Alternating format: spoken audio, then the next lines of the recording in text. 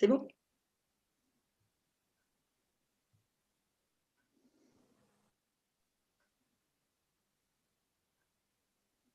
CNTF?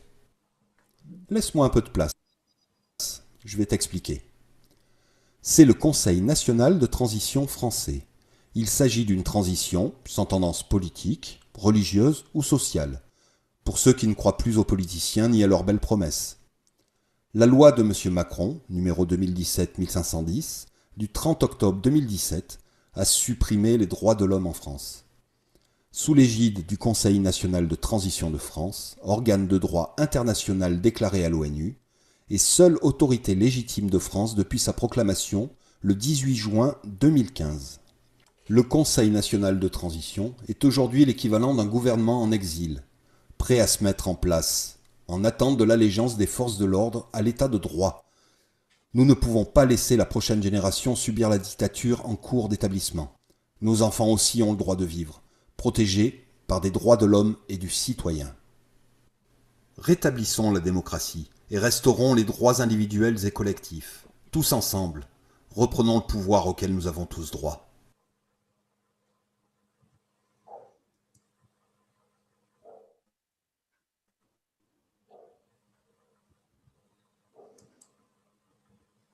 Bonsoir à tous. Merci d'être là ce soir avec nous pour cette dernière émission de la semaine sur la chaîne du gouvernement de la France libre.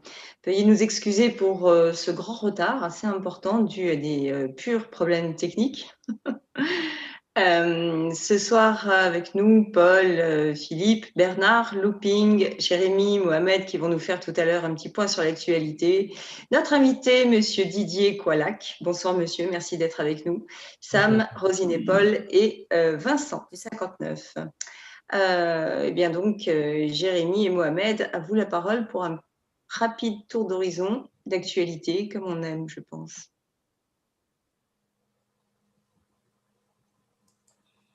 Bien, Delphine, merci pour m'avoir transmis la parole. Alors moi, comme actualité, je vais pas parler de l'actualité du nouvel ordre mondial, mais je préfère parler de l'actualité du gouvernement de la France libre. Alors, petit rappel historique, le 1er mai 2020, le gouvernement de la France libre, dans son préambule, parle de déconfinement sans condition, illégal et infondé. Le confinement imposé aux Français, le premier, répondait à d'autres objectifs que sanitaires et provoque une dégradation économique mettant en péril tous les foyers. Ce confinement était utilisé pour déployer un réseau d'antennes 5G d'un coût prohibitif inutile pour la vie quotidienne et dont la nocivité a été démontrée. Des biologistes, des médecins, des experts sanitaires de plus en plus nombreux alertent sur le fait que le réseau 5G serait seul responsable d'une prétendue pandémie dite Covid-19, déclarée et entretenue par les autorités politiques et seul responsable d'une prétendue pandémie dite Covid-19 déclarée et entretenue par les autorités politiques et médiatiques, mais niée par la communauté scientifique. Merci Mohamed. Bonsoir Avec Eric. plaisir, Eric. Bonsoir à tous. Bonsoir tout le monde.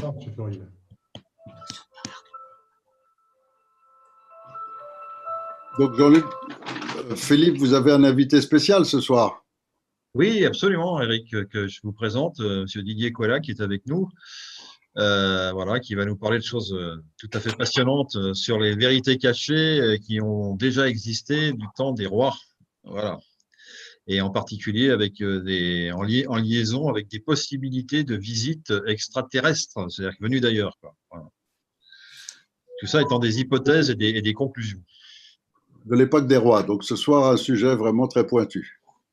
Voilà. Donc, on a un expert, hein, Monsieur Kouala, qui est un expert en chercheur en histoire, je dirais, qui a travaillé notamment sur le château de Chambord et sur François Ier. Voilà.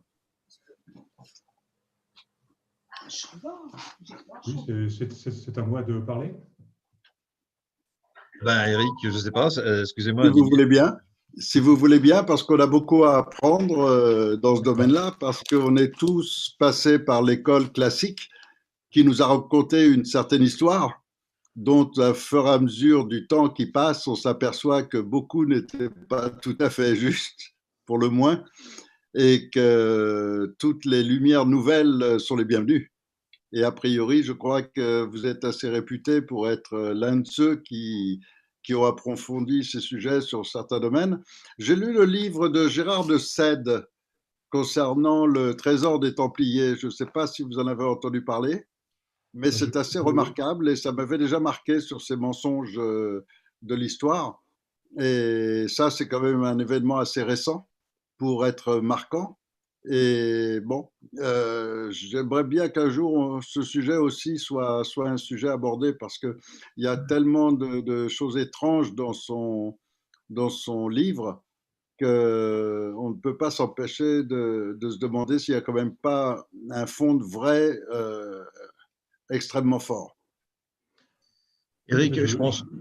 Excusez-moi, je veux juste faire une précision, c'est que Denis Kouala travaille surtout sur les symboles et à partir des symboles. Je pense que vous allez pouvoir me confirmer, Denis. Non, mon prénom est Didier. Didier, pardon, excusez-moi. D'accord. Oui, Serge, je connais bien sûr l'auteur Gérard de Sède. En fait, il est connu surtout pour son livre sur l'affaire de Rennes-le-Château. Oui. Mais bon, tout ceci, en fait, est mêlé, hein, les Templiers, Rennes, le château, les différents secrets, quoi, parce qu'en fait, on se rend compte que ça forme un faisceau, quoi, voilà. Et justement, vous allez voir que dans les grands monuments, il y a des choses qui sont codées ou codifiées et dont cela est vraiment insoupçonnable. Voilà. Donc, je voulais d'abord remercier le CNT de m'inviter. Bon, je suis depuis un certain temps un admirateur de M. Fioril. J'avais suivi l'émission de Philippe Laurent sur les cagots et les Christians. Ça m'avait intéressé. J'avais suivi aussi l'émission de Bruno Vaubotich. Hein. Je crois que c'est lui qui avait fait ce livre, Le Retour des Géants, voilà, etc. Donc là, je vais présenter en fait un résumé de certaines de mes découvertes. Hein. Elles ne sont bien sûr pas reconnues par les officiels, mais elles sont néanmoins, à mon avis, importantes parce qu'elles obéissent à la déduction, à la logique. Donc voilà, il y a vraiment des choses qui sont méconnues, qui restent à découvrir et qui ouvrent sur un potentiel de réalité tout à fait surprenant et socialement important. Donc, je vais proposer une montée progressive jusqu'à la conclusion, hein, à savoir que les monuments sont codés pour évoquer des informations concernant les extraterrestres, carrément, quoi, c'est comme ça, hein, et aussi le continent mythique de l'Atlantide, qui peut-être n'est pas si mythique que ça. Voilà, et à partir de là, on pourra faire le rapprochement avec les manifestations du phénomène OVNI, ce qui se prête à des extrapolations. Voilà, et donc tout ceci peut être important pour les gens qui veulent créer une nouvelle société sans tabou et fraternelle, une société qui existera bien prochainement sur la Terre. Voilà, donc ce dossier éclaire une facette occulte de notre monde. Et bien sûr, chacun pourra évaluer la pertinence de tout ça à sa convenance, évidemment, et à quel point c'est important. Voilà. Et vos recherches ont porté sur plusieurs continents? Donc, je me suis essentiellement intéressé aux monuments de France.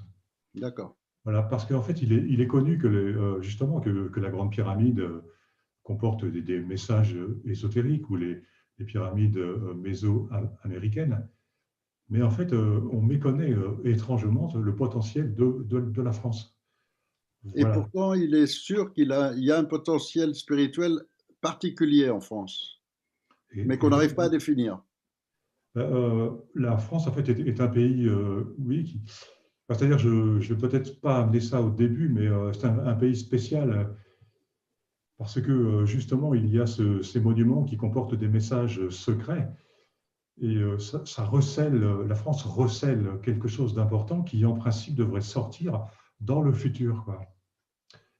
Voilà, et tout ceci, il est temps d'en parler, quoi, parce que c'est évidemment très, très important, quoi. Je vais passer à la première photo.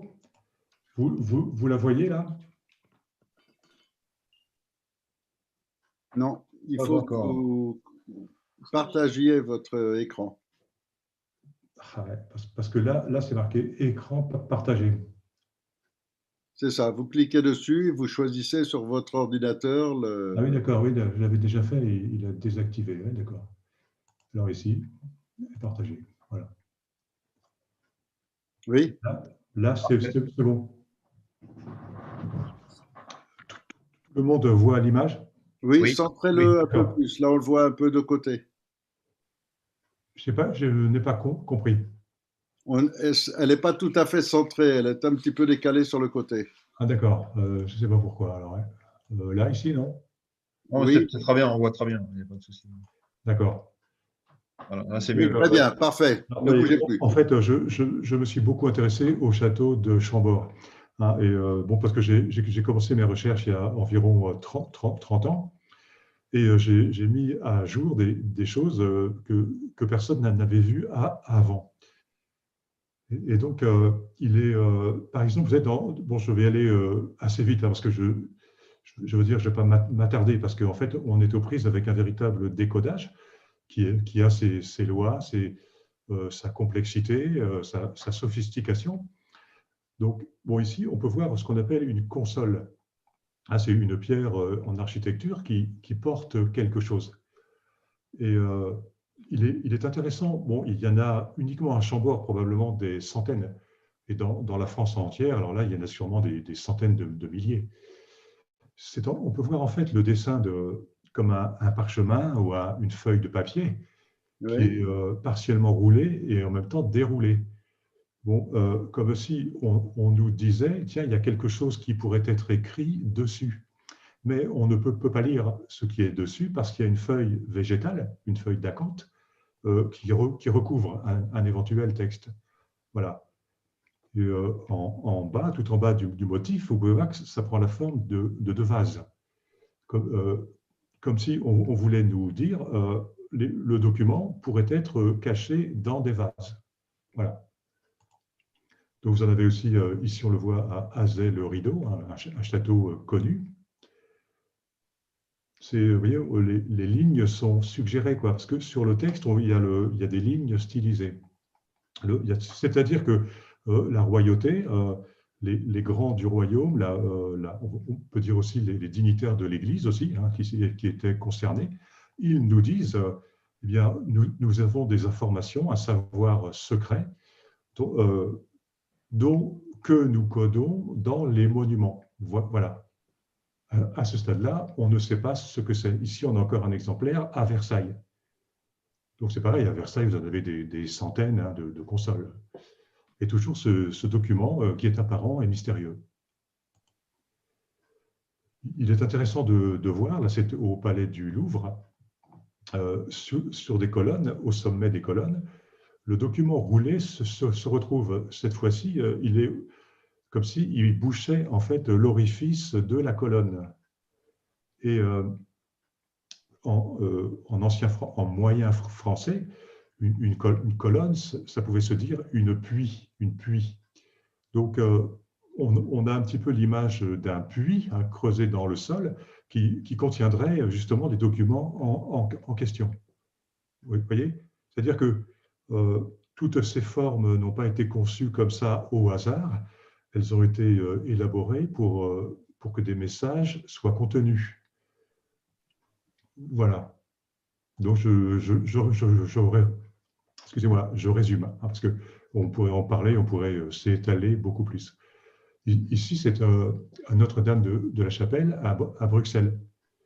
Et on retrouve le document déroulé, et il est surmonté par ce qu'on appelle un chérubin, c'est-à-dire un ange, donc une créature du ciel, une créature qui n'est pas de notre monde. Donc on se dit, avec ce genre de motif, et il y en a éventuellement pas que celui-là, hein, vous pouvez en trouver plusieurs dizaines, etc. Il y en a partout, enfin c'est une invasion. Hein. Donc le savoir, la connaissance cachée de la royauté pourrait avoir un rapport avec des créatures célestes qui ne sont pas de chez nous. Là, on est au château de Vaux-le-Vicomte, donc château aussi de premier plan. Hein. Et il y a comme ça une série de vases, comme on dit en pinacle, parce qu'ils sont perchés en hauteur. Et donc, voilà, le vase, c'est l'image du Graal, hein, le grand symbole de la chrétienté, le symbole secret, ésotérique. Et vous pouvez voir que, je vais essayer de zoomer, voilà, on peut voir que les anses des vases, ce sont en fait, c'est le parchemin en question, c'est la feuille de papier en question. Donc, on nous dit ici qu'il y a un rapport entre le contenu du vase et le document caché. Voilà. Donc, il faut voir les énormes moyens hein, qui ont été mis en œuvre pour déposer ces messages, quoi. Parce que bon, ce n'est pas un petit truc comme ça, c'est une invasion complète de structures qui comportent des messages cachés. Il est vraiment étonnant que personne n'en ait parlé avant, mais c'est le cas. Je ne sais pas pourquoi. Ici, nous sommes à Versailles, et ici, comme dans des centaines d'autres lieux, vous avez une rampe d'escalier. Les balustres, ce sont encore des vases. Ces vases sont bouchés, ils sont obturés. Ça veut dire qu'on n'a pas accès au contenant. Mais que dans le futur, d'accord, les vases seront débouchés et on saura ce qu'il y a. Ce sera une révélation. Donc, on admet ici, évidemment, que il y a eu une grande entreprise qui fait que toutes les décorations de tous les principaux monuments sont fédérées quoi, pour déposer le même type de message, c'est coordonné. Hein. Mais bien sûr, mais vous n'avez même pas le droit d'en parler. Bernard, le micro est ouvert. Oui, on n'a pas le droit d'en parler, mais bon, dans la mesure où c'est justement déposé en public, j'ai le droit d'en parler, puisque, eh bien, parce que ça a été posé, placé là, ici, ailleurs, dans des centaines de lieux, pour qu'un jour, quelqu'un en parle. Pourquoi pas moi? D'accord? Voilà. Alors, on avance dans le sujet. On trouve aussi beaucoup de visages de ce type-là. Là, on est sur la porte dorée du château de Fontainebleau. C'est par là qu'entraient les rois. Bon, la porte est plus grande, hein, c'est juste un détail. Et vous avez cette tête d'homme-lion. Parce que ce n'est pas simplement un lion, c'est fait humain matiné de lion. Vous voyez, alors des masques ou des visages comme ça, vous en avez aussi des centaines, un peu partout, des milliers peut-être. Voilà. Et pourquoi alors, on peut se demander, qu'est-ce qu'ils font là? Je note que les historiens, ils ne commentent pas cela. Je suis assez habitué quoi, à bouquiner des livres d'histoire, enfin des livres sur l'histoire de l'art, mais les spécialistes diplômés, ils ne vont pas vous expliquer ce que ça veut dire. Hein. Ça, ils vont rester en dehors. Donc, soit ils le savent, certains le savent, ça paraît évident, mais ils ne vont pas en parler. Et certainement la plupart n'y touchent pas parce qu'ils ne savent pas ce que ça veut dire. Voilà, ici on est à Versailles, dans le salon d'Hercule. Voilà, et on remarque ici, vous pouvez voir que ce visage d'homme-lion, il est posé quoi, sur un rouleau qui suggère le rouleau de papier, quoi, le document secret. Donc, on peut penser que le secret des monuments a un rapport avec ces têtes d'homme-lion. Voilà. Et de plus, on peut voir que le visage de cet homme-lion, eh bien, il a l'air paniqué, il a l'air de souffrir. Il regarde en l'air et il n'a pas l'air bien. Alors, ça, c'est très, très commun. Hein. En voilà un autre dans la cathédrale de Toulouse. Bon, vous retrouvez en arrière-plan, un petit peu abîmé à gauche, mais c'est un parchemin, une peau de bête, un support d'écriture. Et un homme lion qui n'a pas l'air bien, il souffre, et voilà. Donc, qu'est-ce que ça pourrait vouloir dire? Et vous en avez encore un ici, à Versailles. J'en montre un, mais il y en a plusieurs dizaines. Voilà, et on peut voir que, pareil, il n'est pas positif. Pour le roi des animaux, bon, là, il n'exprime pas la chose. Et il est posé aussi sur un rouleau, sur du papier quoi, qui est roulé en haut et en bas. C'est-à-dire que le savoir secret de la royauté a un rapport avec ces hommes lions. Alors, pour tout résumer, hein, je propose deux explications. La première, c'est que ça peut avoir rapport avec, vous savez, le signe astrologique du lion, c'est-à-dire un des 12 signes, et donc plus particulièrement avec l'ère du lion. Le début, l'ère du lion, aurait commencé il y a environ 12 000 ans. Bon, ça nous ramène très très loin dans le passé. Et le fait de montrer comme ça des lions, vous allez voir dans la suite, ça suggère aussi des créatures qui auraient existé sur la Terre il y a des milliers d'années à cette époque. Attendez, je vais boire un petit peu d'eau.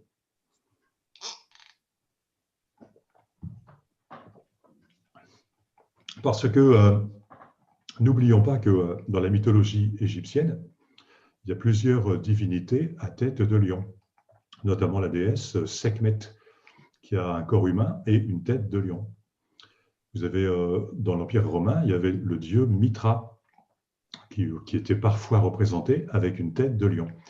En Inde aussi, vous avez un des avatars, le 4e avatar de Vishnu, qui s'appelle Narasimha.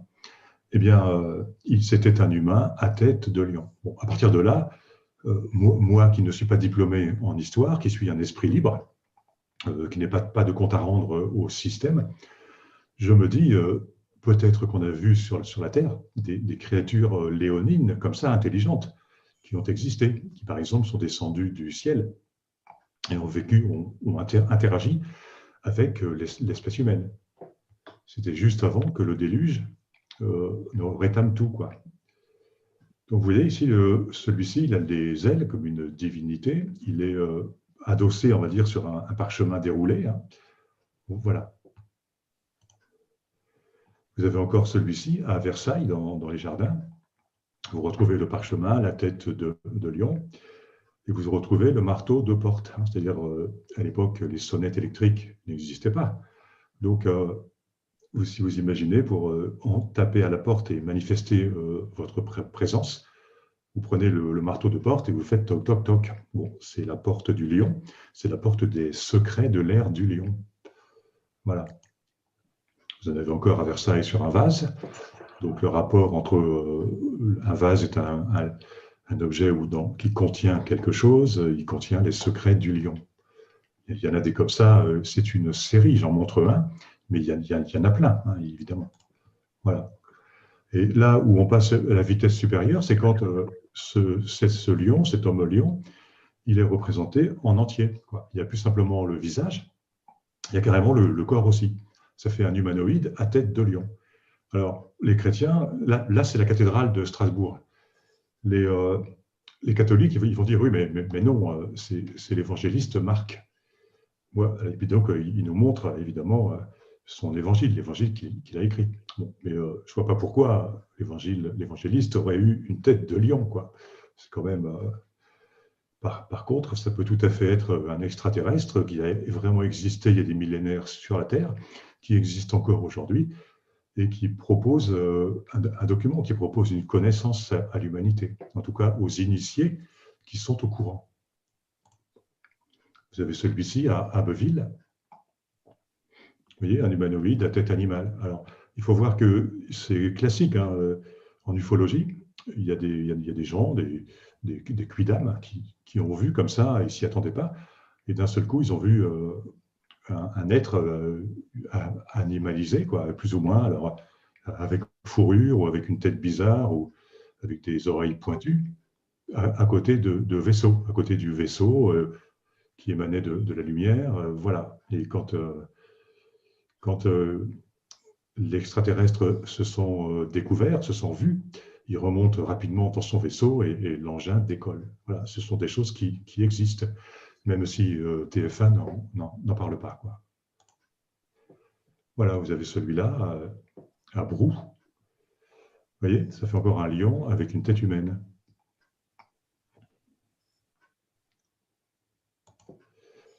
Alors là, je me suis beaucoup donc intéressé à Chambord. Et en fait, il y a 3 communes Chambord en France. Et elles dessinent un triangle rectangle de proportion dorée, comme on dit. C'est-à-dire, ça inclut le fameux nombre d'or, phi. Donc il y a un côté qui fait 1, à ce moment-là, le deuxième côté, il fait phi, le nombre d'or, un des nombres les plus importants de la géométrie sacrée, 1,618. Voilà, le château de Chambord est en bas. Voilà. Alors, ce qui est bizarre, parce que je ne suis pas le seul qui fait des découvertes en géométrie sacrée, en cartographie, comme ça. Il y a quand même pas mal quoi, de personnes qui ramènent des alignements, des concepts géométriques, peut-être en parlant de pyramides, en parlant de mégalithes, qui auraient déjà des millénaires, mais même des églises romanes. Voilà, et c'est bizarre parce que, en fait, les humains ne pouvaient pas y arriver. Vous voyez, à mon avis, quoi. Un humain qui n'a pas de technologie, qui ne connaît pas le courant électrique, qui n'a pas de machine, il ne peut pas créer toute une cartographie. Voilà. Donc ça, c'est un apport que je fais moi. Donc c'est François Ier, le roi de la Renaissance, qui aurait créé ça. Enfin, il l'a créé, c'est tout à fait sûr. Et il y a dans ce concept, bon, que je résume, hein, on ne va pas tout développer, mais c'est pas possible, quoi. Les hommes de la Renaissance n'avaient pas de carte précise. Donc, ils ne pouvaient pas créer ce dessin sur la carte. Ils n'en avaient pas les moyens techniques. Par ailleurs, on constate la présence du kilomètre. Vous avez le kilomètre qui est inséré. Et d'autres chercheurs le confirment. Ils ont découvert des trucs tout à fait comparables et similaires. Donc, à mon avis, si on extrapole, c'est-à-dire que les hommes de la Renaissance ont été aidés par une civilisation qui avait cette technologie. Ils ont été aidés par une civilisation qui avait Google Earth, avec le Google Earth de visiteurs extérieurs, on a pu déposer sur la carte, comme ça, des alignements de monuments. Voilà, donc là, on passe un cap très important, quoi. C'est-à-dire, vous voyez, il y a des trucs qui existent au niveau de la géométrie cartographique qui ne sont pas possibles, quoi, avec les moyens qu'on prête aux humains des époques concernées. Donc, voilà, je pense, il me semble, la meilleure explication, quoi, c'est qu'ils ont été aidés par une civilisation extérieure. Là, je voulais vous montrer ça. C'est une plaque à Loury, justement, intégrée dans l'angle que l'on vient de voir. Donc, c'est d'époque François Ier. Bon, c'est un peu mystérieux, etc. Et le décodage, en fait, mène à l'idée qu'il y a un dépôt caché quelque part, quoi. Voilà, il y a quelque chose de caché. On nous amène à un certain lieu en nous disant tiens, ben, c'est marrant, là ici spécialement, c'est vraiment intéressant, quoi. Et sans aller loin dans le décodage, mais juste pour vous montrer un petit peu, vous voyez, il y a 3 A majuscules sur la plaque. Et donc, ils forment, là encore, un triangle doré. Bon, il y a une petite imprécision, néanmoins. Hein. Alors, OK, mais c'est pas bien grave dans la vue d'ensemble du décodage. Et il y a 3 A minuscules sur cette inscription. Ils sont exactement sur la même ligne. Alors, bon, donc c'est quand même étrange. Vous voyez, une chose étrange, on dit, tiens, pourquoi? Et la lettre A, en fait, on s'en aperçoit si on continue le déchiffrage. Je ferai une vidéo là-dessus bientôt, enfin, prochainement. La lettre A, c'est l'initiale de alien. Alien, hein, c'est-à-dire un mot qui existait en moyen français et qui voulait dire étranger. Ce qui est étranger, ce qui n'est pas d'ici. Et c'est intéressant, quoi. Voilà. Et là, nous sommes à la cathédrale de Strasbourg. Donc, en fait, j'ai fait pivoter l'image de 90 degrés. Parce qu'en fait, c'est une gargouille qui crache de l'eau. Mais vu comme ça fait vraiment une sorte d'humanoïde. Il n'a pas tout à fait une tête humaine, enfin, moyen, quoi, quand même. Il regarde le ciel et il a l'air de s'adresser au ciel. Il a l'air de dire quelque chose au ciel, là où, éventuellement, d'où il vient. Voilà, cathédrale de Reims. Encore là, vous avez une créature plutôt étrange, qu'on pourrait tout à fait qualifier d'extraterrestre. Puisque, comme je disais, on a vu des extraterrestres animaux, quoi. On en a vu, on n'en voit pas tant que ça, mais on en voit. Ça existe dans les annales ufologiques. Donc, une créature intelligente qui se fait animaliser, celui-là aussi. Il est totalement couvert de poils, il est manifestement intelligent, au moins comme un humain. C'est une gargouille de Notre-Dame de l'Épine. Et voilà, il a une tête à peu près humaine, pas tout à fait. C'est un très bon extraterrestre, hein, il faut le reconnaître.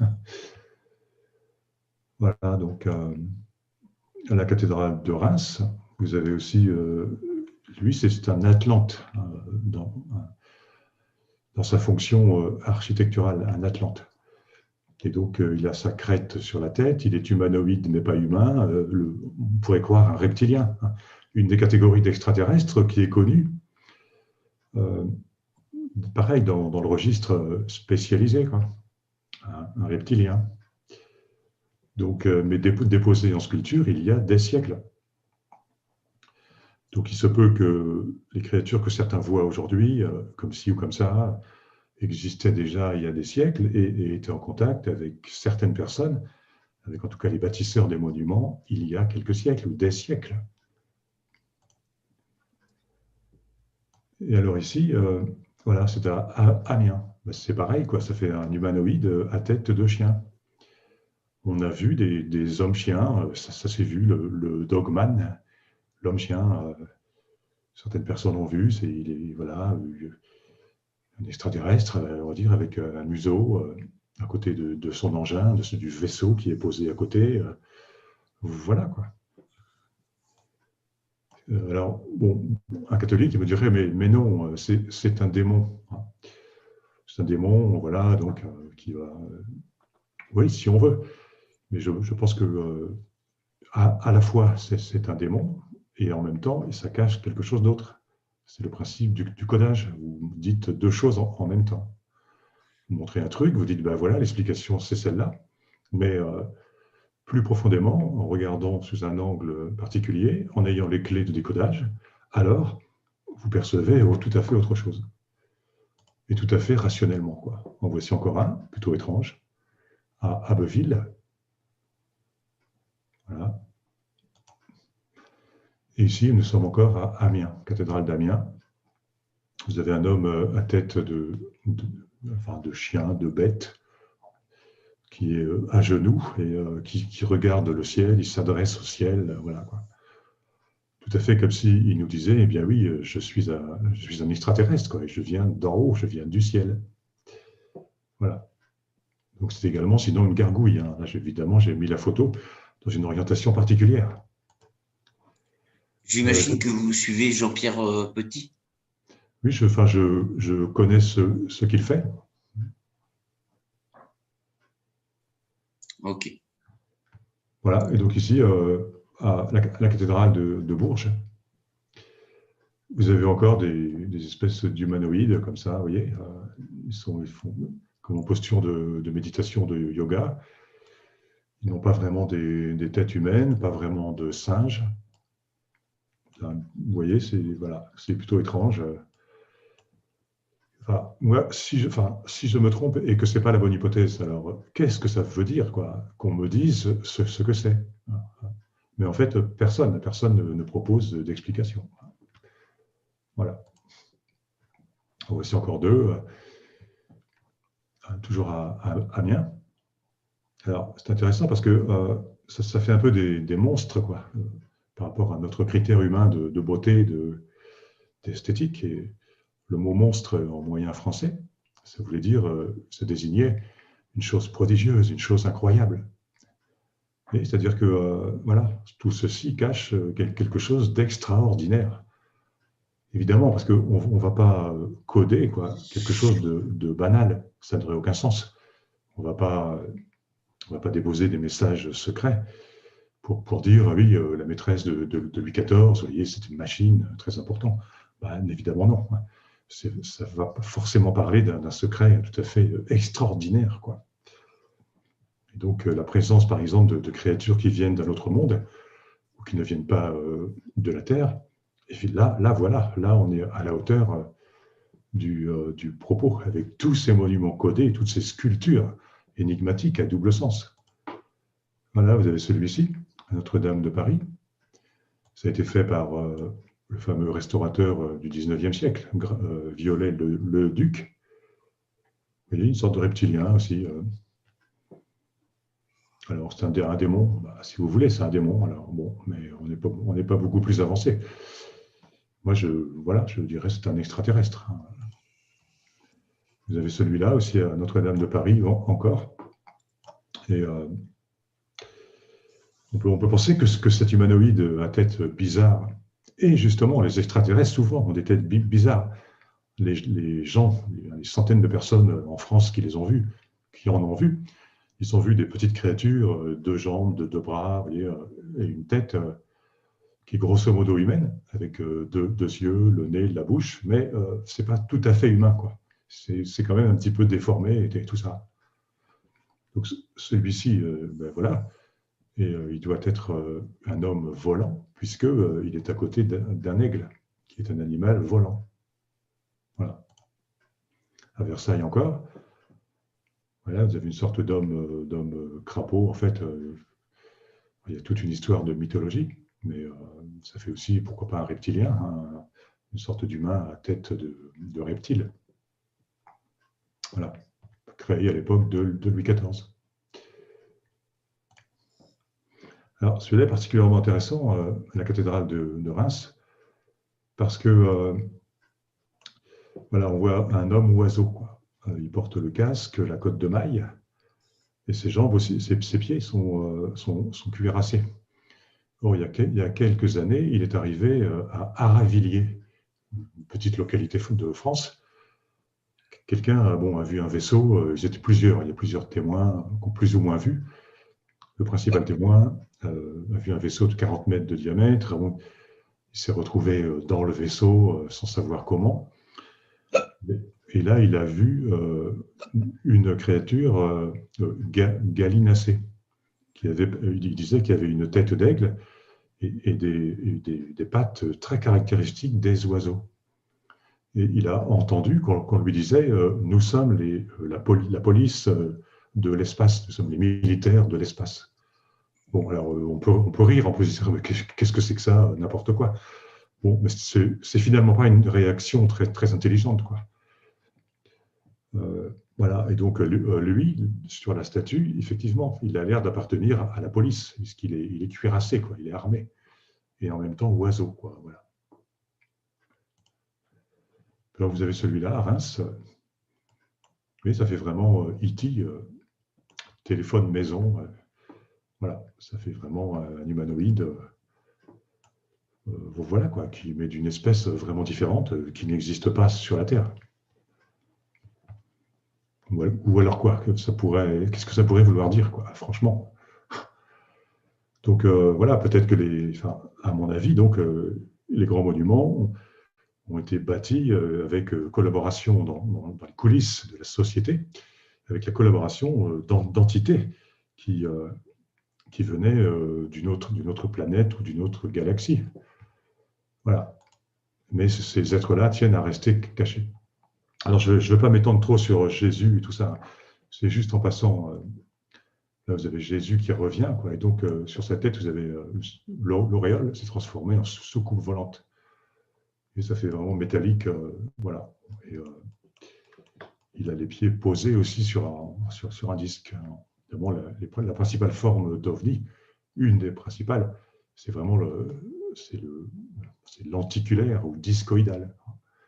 Donc, ça nous ouvre à l'idée que certains personnages des religions, de la Bible, pouvaient être même des humains, quoi, une espèce humaine mais étrangère, qui venait d'une autre planète et qui venait remplir sur la Terre une mission, quoi. Voilà. Mais voilà, c'est tout. Je vous rassure, j'arrête avec Jésus. Ici, ce qui est intéressant, c'est au château de Blois. Voilà, vous avez la soucoupe volante assez classique, avec c'est un disque surmonté d'un dôme. C'est assez typique, et donc c'est ouvert en bas, et des documents roulés, quoi, en sortent. Comme pour dire, voilà, les habitants des vaisseaux spatiaux ont donné à la Terre un savoir, une connaissance. C'est un tout petit détail, mais très important, quoi. Donc voilà, ça c'est au château de Chaumont-sur-Loire, sur un meuble. Ben, vous retrouvez encore des espèces de soucoupes volantes. Vous voyez ici, celle d'en haut, comme pareil, au-dessus, ce sont des feuilles de papier roulées, quoi, qui se déroulent. Et donc en relation avec le vaisseau, quoi. Vous le retrouvez, bon, enfin, vous avez notre forme ici, avec les hublots en quelque sorte. Voilà. Tout dans ce genre de présentation, de dessin, quoi. Tout se déchiffre, hein. Tout est mis au point pour avoir une explication. Voilà. Vous avez celui-là, ça doit être à Blois ou à Chenonceau. Pareil, vous avez la soucoupe, les hublots, le dôme au-dessus, hein, posé sur un support, pour faire comprendre que l'objet est surélevé, qu'il est en hauteur. Et en bas, vous avez deux oiseaux. Bon, on ne les voit pas tellement, mais ils sont là. Il y a des oiseaux à côté. Vous voyez, l'oiseau, symbolique du vol dans les airs, quoi. Voilà. À Chenonceau, vous avez une série d'assiettes avec des variantes de ce type-là. Et donc, au centre de l'assiette, vous avez une étoile, ce qui symbolise l'espace. Et il y a 4 oiseaux aux ailes déployées sur les côtés, comme pour dire que cette assiette est effectivement une soucoupe volante, voilà, qui voyage dans l'espace, qui vole comme un oiseau. Vous avez encore ici, voilà, du même genre.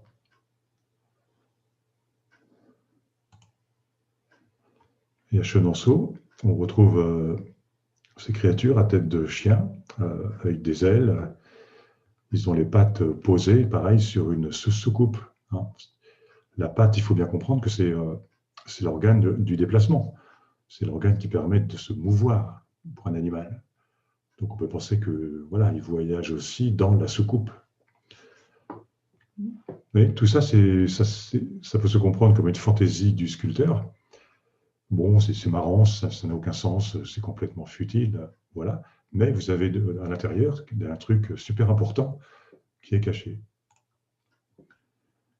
Et maintenant, on arrive à ce genre de figuration. Voilà. Et là, c'est à la cathédrale de Metz. Vous avez un humain, une tête vraiment humaine, mais il est caché dans les feuilles. Alors, qu'est-ce que ça veut dire? Eh bien, il faut connaître le mot du moyen français, feuillard. Feuillard. En fait, c'est un bandit de grand chemin, un voleur de grand chemin. Vous voyez, parce que c'est quelqu'un qui se cache dans les feuilles en attendant sa victime pour lui soutirer sa bourse. Mais un voleur, donc c'est aussi quelqu'un qui vole comme un oiseau, quoi. D'accord? Donc lui, c'est un feuillard, un voleur qui vole comme un oiseau de grands chemins, sur les grands chemins de l'espace. Voilà, c'est-à-dire c'est un astronaute ou un cosmonaute. Bon, je propose cette explication. Si ce n'est pas la bonne, c'est marrant parce que ça colle particulièrement bien, quoi.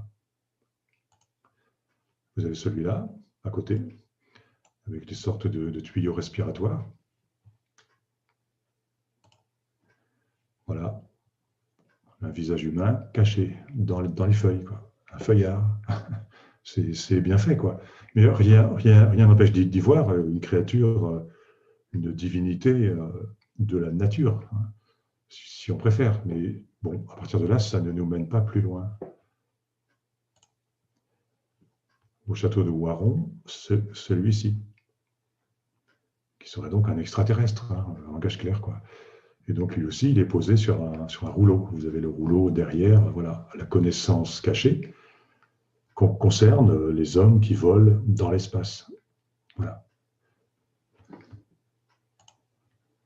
Vous avez celui-là, à la cathédrale de Strasbourg. Alors, pareil, il y en a un bon paquet. Ils sont dispersés, quoi, aux quatre coins de France, c'est probablement aux quatre coins de l'Europe, hein, parce qu'à l'époque, c'est l'Église, hein, qui chapeautait toute l'Europe. Donc, ce codage existe sûrement de façon homogène dans toute l'Europe. Voilà, vous avez celui-là, qui est presque un singe. D'accord, mais il y a une sorte de crête aussi.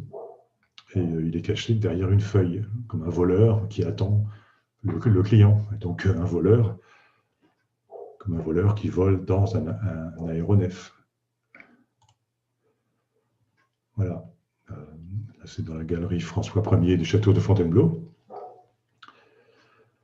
Alors, vous pouvez voir, lui, son visage effrayé, hein. Il est comme les hommes lions, là, comme certains d'entre eux. Il a peur, il n'est pas bien, il souffre.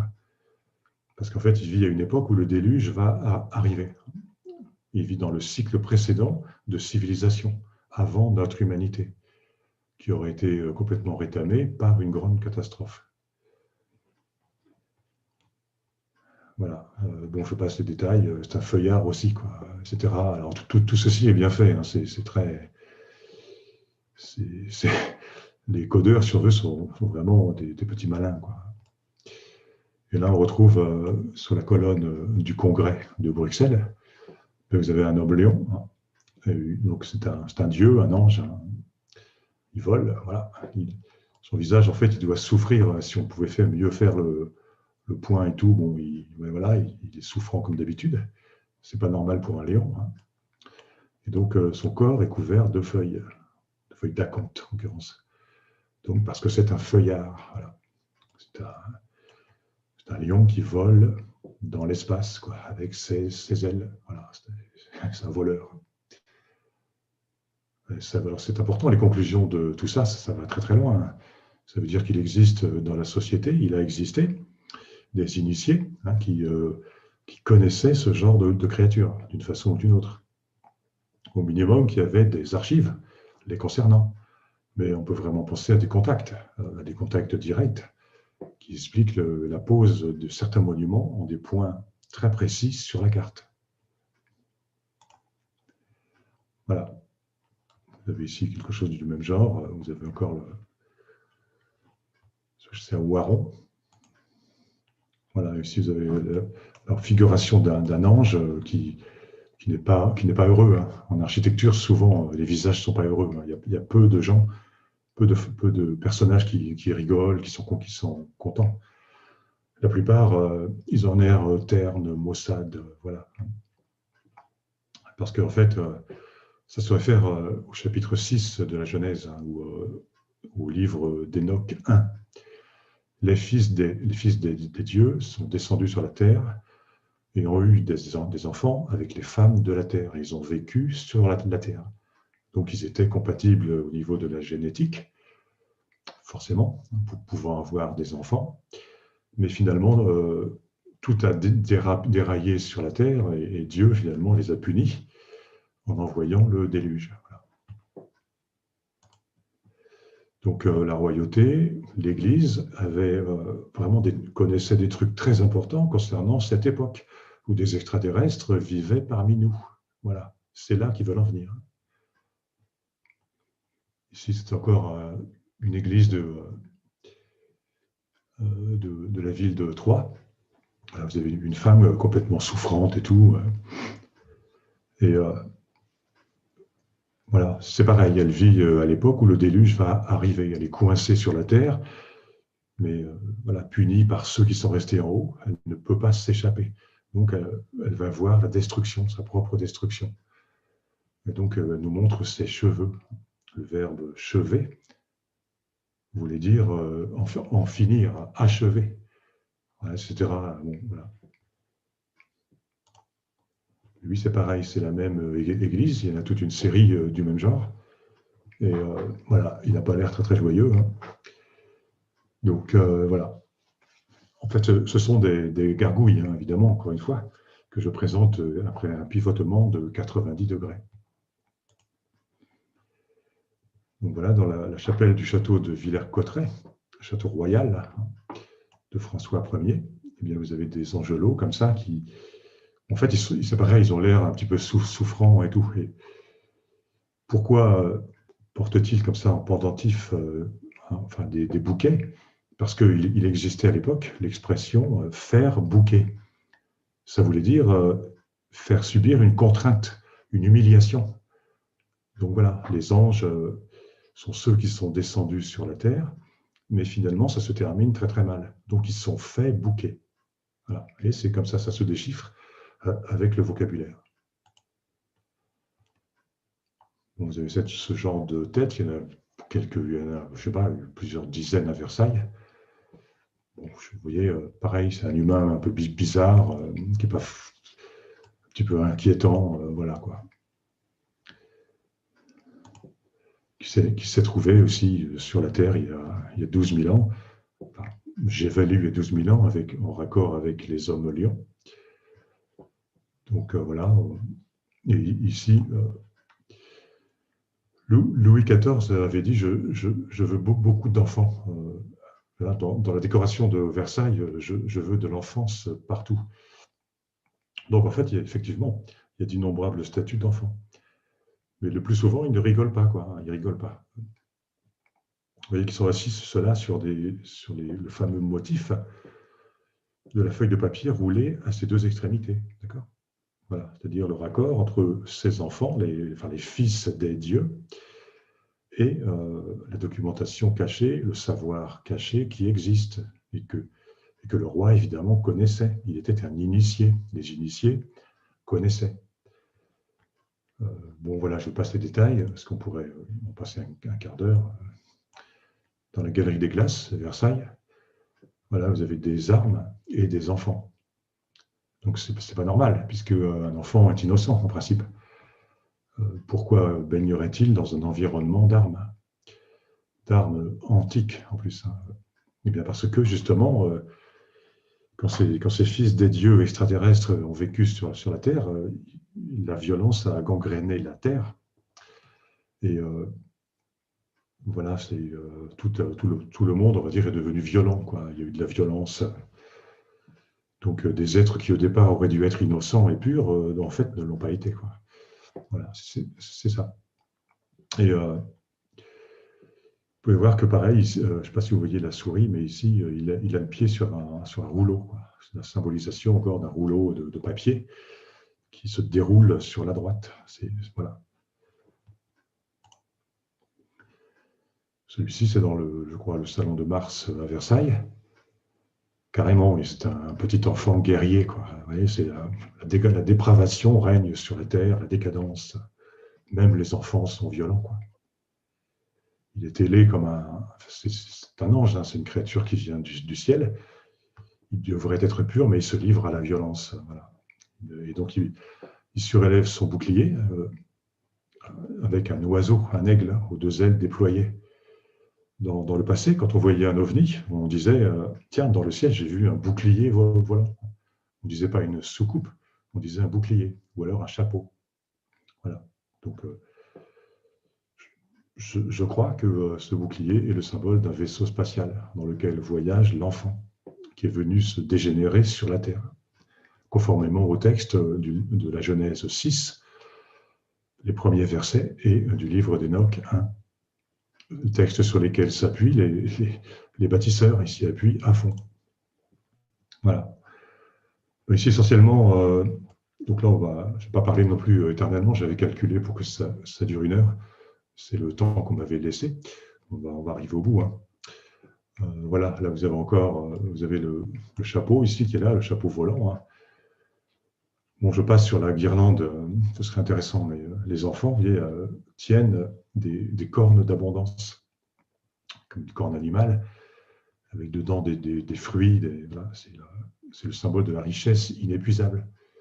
C'est-à-dire que ces enfants ailés ont apporté sur la terre des cadeaux pour les humains. Ils ont apporté quelque chose de très important.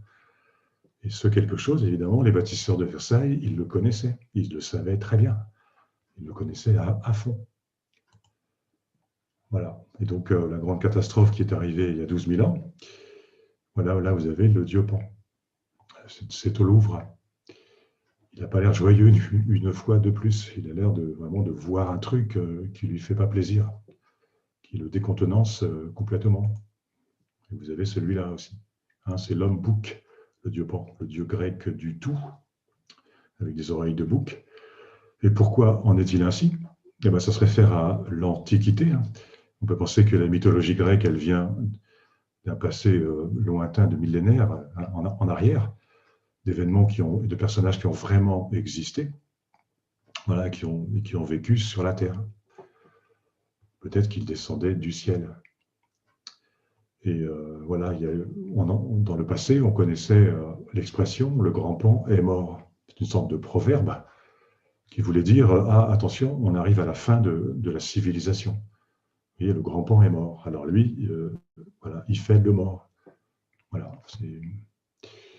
c'est-à-dire que le déluge est arrivé il y a 12 000 ans. Et on a noté d'ailleurs que ça pourrait se reproduire. Voilà, vous avez celui-là, toujours au Louvre. Vous avez ces deux-là, toujours au Louvre. Alors, c'est quand même surprenant parce que si vous imaginez que vous bâtissez un château, alors vous mettez de la décoration comme ça pour illuminer un peu, ben c'est pas tellement joyeux quand même. Hein. C'est pas, ça ne remonte pas le moral. Mais si, il le mettait. Voilà, en attendant, enfin pour que des gens comprennent ce que ça veut dire. Et donc ici, le dieu Pan à Fontainebleau, un château royal de Fontainebleau. Le dieu Pan est sur le fameux manuscrit, feuille de papier, voilà, qui symbolise le trésor culturel, qui symbolise la connaissance secrète cachée, la connaissance des initiés concernant le dieu Pan. Je termine avec, comme ça, c'est intéressant de parler de l'Atlantide aussi. Là, vous avez la cathédrale d'Albi. Vous avez ces Atlantes, on appelle ça des Atlantes, parce que ce sont des statues, ça fait des hommes musclés qui portent quelque chose. C'est un Atlante. Ça, un historien ne me contredirait pas. Et voilà, donc ces deux Atlantes, ils déroulent un drap qui cache quelque chose. Et bien sûr, un Atlante en ésotérisme, hein, c'est un habitant de l'Atlantide. L'Atlantide était habitée par des Atlantes. Et il faut dire que tu précises au-dessus, il y a le tétragramme qui est gravé dans la pierre, hein, qui veut dire Jéhovah. Ah d'accord. Je ne sais pas si tu l'as pris en photo. Je ne sais pas. Ah bon, puisque je suis d'Albi, c'est pour ça que je te disais ça tout simplement. Je ne sais pas si tu l'as pris en photo. Tu veux dire que le tétragramme n'est pas sur la photo, quoi. Non, non, il est au-dessus de tout ça, en fait, c'est pour ça. Sur la chaîne, mais plus haut. Voilà, il est très très haut. Bon, c'était une parenthèse, je te laisse finir ton exposé. Ce qui est intéressant, c'est qu'en moyen français, le drap, un des sens de ce mot, c'était linceul. Un linceul. Et donc, vous voyez, ces Atlantes n'ont pas l'air heureux. Ils ont l'air aussi de souffrir. Donc, c'est parce ils voient arriver leur fin. Pour ceux qui ne savent pas, l'Atlantide, c'est une île dont Platon avait parlé, en disant qu'il y a des millénaires, il y a 11 000 ans, quoi. Elle avait vu se développer une civilisation florissante, exceptionnellement réussie et fructueuse. mais que d'un seul coup, il y a eu une décadence qui s'est produite et que dans un cataclysme effrayant, l'île a sombré au fond de l'océan. Donc voilà pourquoi les Atlantes ont l'air tristes, parce qu'ils voient arriver la fin de leur monde. Voilà. Et Didier, je te pose juste une petite question Oui, par rapport à l'histoire que tu as l'air de bien connaître. Tu te rappelles comment étaient appelés les Albigeois par rapport au Qatar, etc. Oui, je connais Qatar, albigeois, mais je ne vois pas de troisième terme. Eh bien, à cette époque-là, ils étaient appelés tout simplement les Parfaits. Oui, c'est ça, oui. Oui.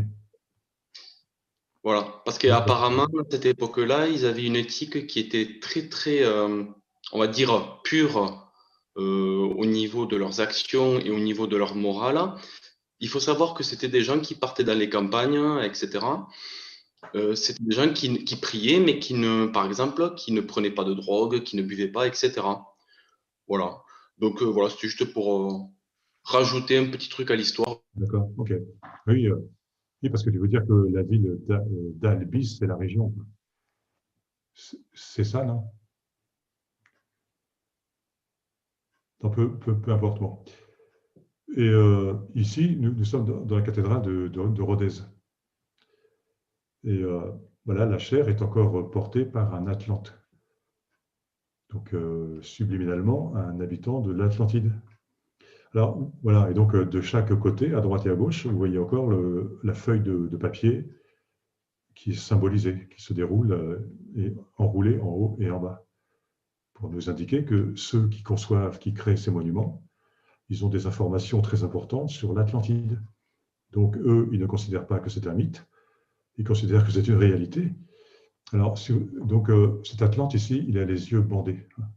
Alors, ça n'a aucun sens, quoi, une culture comme ça. Bon, si vous restez dans le catholicisme, vous ne pouvez pas comprendre. D'accord, il a les yeux bandés parce que à la fin de l'Atlantide, les Atlantes étaient devenus décadents. Ils étaient devenus, ils se laissaient aller à la violence, à la décadence des mœurs. Voilà, ils ne voyaient pas. Ils ne voyaient pas qu'ils allaient vers leur fin. C'est Platon qui a expliqué ça. Vous avez encore des Atlantes ici, dans la Galerie des Glaces. Donc, bon, puisqu'on résume, à mon avis, quoi, ça veut dire que les Atlantes avaient développé déjà un cycle de civilisation très, très poussé. Ils avaient développé vraiment quelque chose de très élaboré. Et pourquoi pas imaginer une science et des machines un petit peu comme ce qu'on a aujourd'hui, et pourquoi pas plus avancées encore. Donc, vous pouvez voir ici les Atlantes, ceux-là, ils ne sont pas heureux, ils se protègent la tête de la catastrophe qui arrive. Son homologue aussi. Ils ne sont vêtus que d'un drap, un linceul. Voilà, parce que ça va mal finir, ils vont se retrouver symboliquement dans un linceul. Et je termine sur deux photos. C'est à Versailles, voilà, c'est pour dire, parce qu'en fait, les gens qui ont déposé tous ces messages, en fait, ils ont annoncé aussi la période de révélation, la période dans laquelle le monde va changer. Ce type de statue, à l'époque de Louis XIV, accoudé à un vase qui verse de l'eau, ça symbolisait, mais vraiment, c'était le signe du Verseau. À notre époque, à nous, là, en 2020, on est à la fin de l'ère des poissons, et donc au début de l'ère du Verseau. Et donc là, vous avez cette nymphe, c'est une nymphe, voilà, et donc elle nous montre sa main au-dessus de deux vases. Parce que anciennement, un mot pour vase, c'était vaisseau. Donc, vous voyez le jeu de mots, le vase est un vaisseau, mais un grand navire, une nef et tout ça, c'est aussi un vaisseau, Et donc, un vaisseau spatial, c'est un vaisseau volant, Or, il y a des siècles, la paume de la main, ça se disait la vole. Ok, c'est-à-dire, c'est assez simple à comprendre. C'est-à-dire que cette personne, elle regarde dans l'air, elle regarde le ciel à l'époque de l'ère du Verseau, donc à l'époque dans laquelle nous arrivons, et elle nous montre sa vole appuyée sur les vaisseaux. Voilà, elle voit dans le ciel des vaisseaux qui volent, à l'époque de l'ère du Verseau. Voilà. En d'autres termes, la dernière photo de mon diaporama, en d'autres termes, je pense, je vais formuler comme ça, je pense qu'il y aura je pense que dans un futur relativement proche, mais bon, si c'est 2 siècles, c'est comme ça, hein, si c'est quelques années, tant mieux, on verra effectivement une manifestation extraterrestre. Et les vaisseaux seront visibles par tout le monde. Il y aura la manifestation sur la Terre d'une forme de vie humaine, comme nous, mais différente, qui ne sont pas de chez nous, et qui, dans un monde meilleur, se dévoileront à visage découvert. Parce que ce sera l'heure. L'humanité aura été purifiée, améliorée. On sera dans un nouveau monde plus fraternel, plus spirituel même. Voilà, et ce sera la révélation, quoi. Voilà, vous voyez, voilà, j'ai terminé ce que je voulais dire. Merci infiniment Didier Coillac pour ce très bel exposé et ces très belles photos aussi. Alors, arrêtez le partage. Voilà. J'avais une petite question par rapport à toute cette présentation avant de me plonger évidemment dans les éventuelles questions du chat.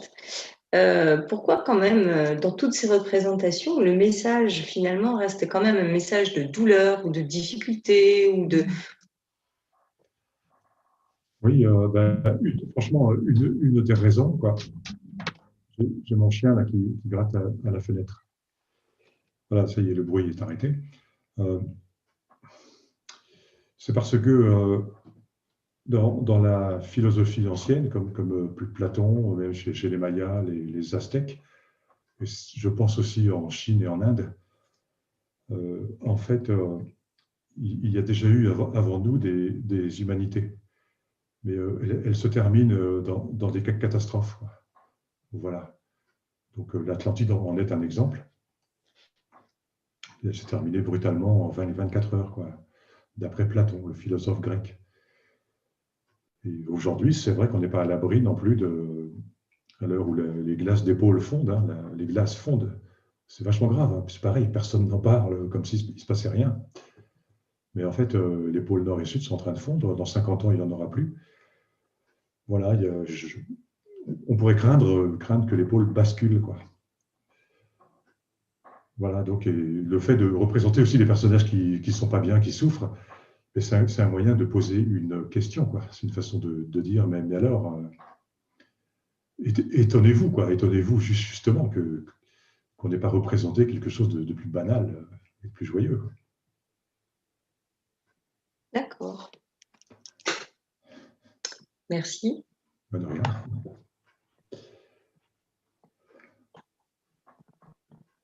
Bon, a priori, il n'y a pas eu de questions remontées. Je n'ai pas suivi pour ma part ce qui se passait effectivement sur YouTube au niveau du chat. Probablement que... Mais en tout cas, les photos étaient très belles aussi, très intéressantes.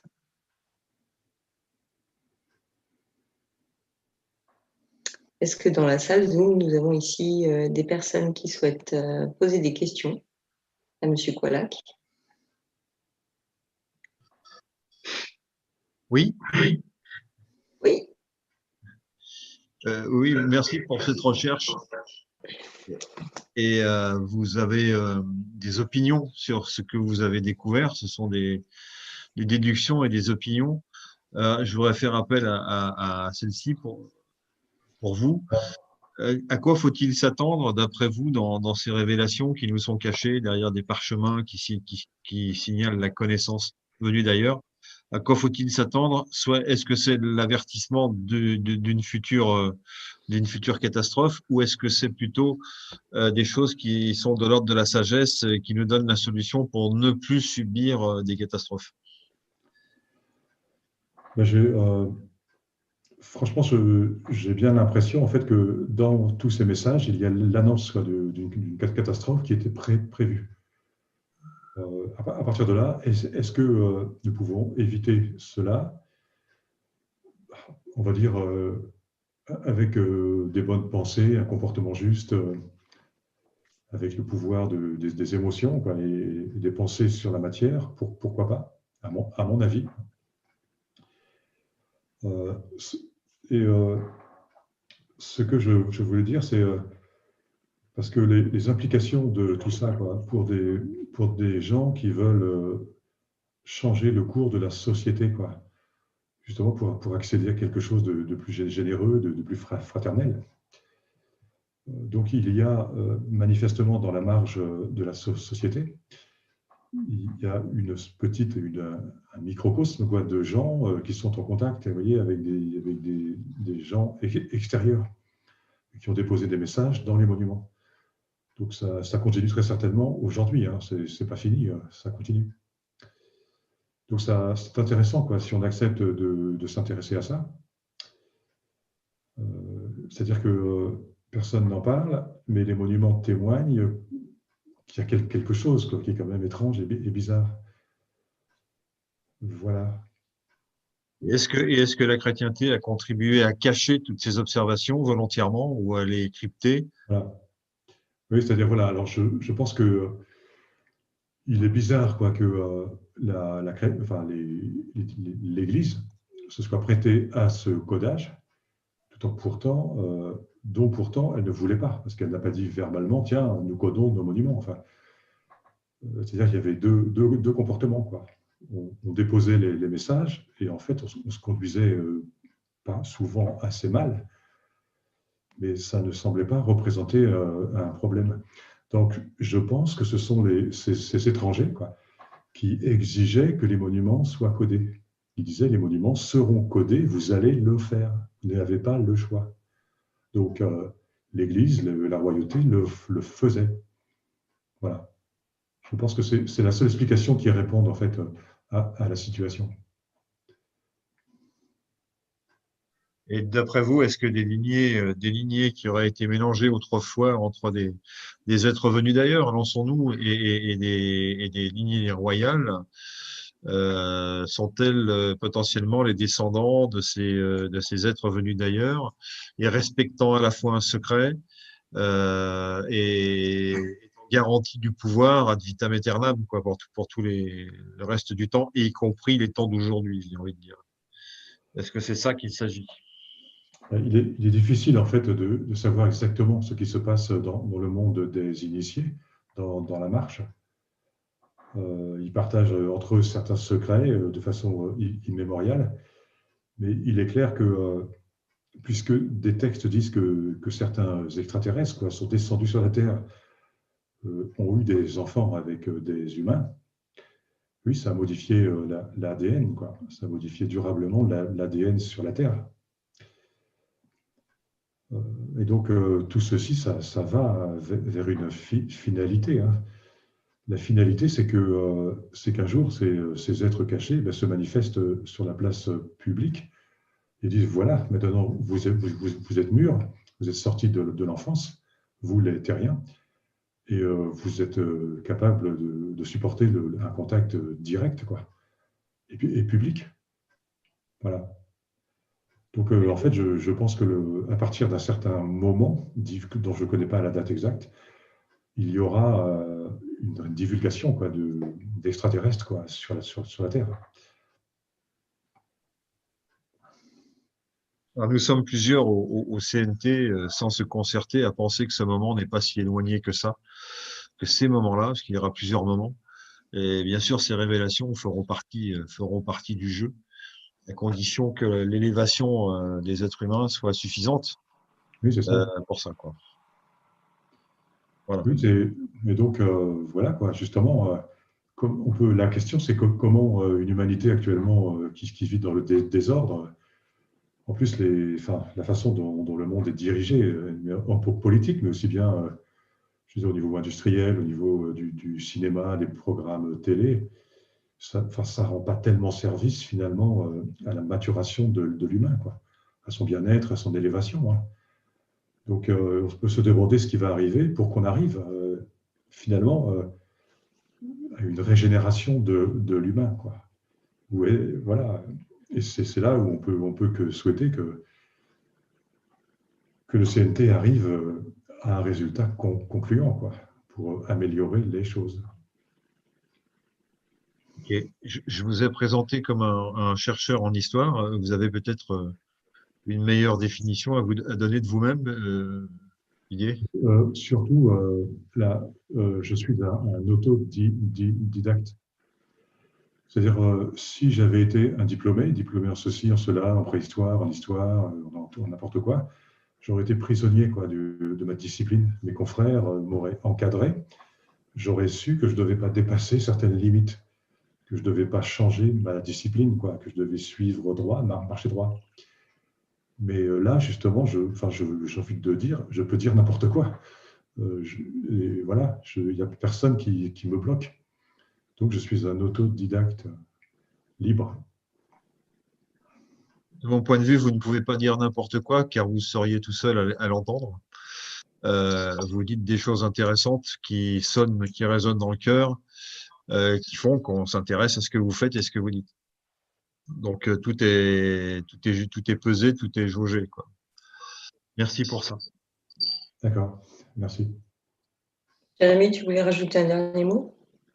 Oui, je voulais juste rajouter un petit truc, c'est que ce soit clair, je parle à mon nom, bien évidemment, hein, mais il ne faut pas mélanger, selon moi, chrétienté, catholicisme, par exemple. Bon, ça c'est un premier point. Sur l'exposé, j'ai regardé quand même attentivement les symboles, etc. Bon, j'estime que pour moi, c'est le fruit comment dire, des sculpteurs maçonniques au fil des siècles, quelque part. Après, on y voit ce que l'on veut, hein, bien évidemment, selon l'interprétation de chacun, hein. De plus, une question simple, j'ai vu que sur votre cœur, vous portiez une petite broche. Quelle en est la signification? Oui, d'accord. Donc, je voudrais dire que, en fait, attention, les sculptures, si vous les déchiffrez avec rationalité et logique, vous ne pouvez pas, en fait, aboutir à n'importe quelle conclusion. Vous êtes guidé quand même par les formes pour aller vers certaines extrapolations, quoi. Vous ne pouvez pas non plus... Voilà, d'accord. Et la broche que je porte, en fait, c'est une petite salamandre couronnée. C'est l'emblème du roi François Ier. Voilà. Merci pour ta question, Jérémy, et pour cette jolie précision. Merci en tout cas, Monsieur Coillac, de nous avoir partagé ces moments très intéressants et cette ouverture sur les symboles qui nous sont cachés, mais qui nous sont présentés également, et toute la perspective qu'ils présentent. Merci beaucoup. Non, Merci. ça a été un plaisir de partager. J'écoute depuis un certain temps vos émissions, quoi. Depuis des mois et des mois, quoi. Monsieur Fioril aussi, qui m'a apporté beaucoup de choses. C'est vraiment été, j'ai senti que c'était un honneur de prendre place dans votre émission. Un honneur tout à fait partagé et réciproque. Merci encore. Merci à tous nos adhérents de nous avoir suivis. Merci à tous de nous avoir regardés ce soir pour ce moment fort intéressant. Pardon. On se retrouve dès lundi avec Idrissa Berkane et pour également une nouvelle version de l'émission, puisqu'elle sera dorénavant le lundi, le mercredi et le vendredi uniquement. Voilà. À tous, un très beau week-end. Merci encore, Monsieur Coillac. Merci Philippe, Jérémy, Paul, Looping, Rosine, Sam, Vincent, Maurice. Et très beau week-end à tous. Gardons l'essentiel en tête. Et on se retrouve lundi, toujours plus nombreux. Merci à tous encore. Merci à tous. Un petit zoom de galerie. Bonne soirée.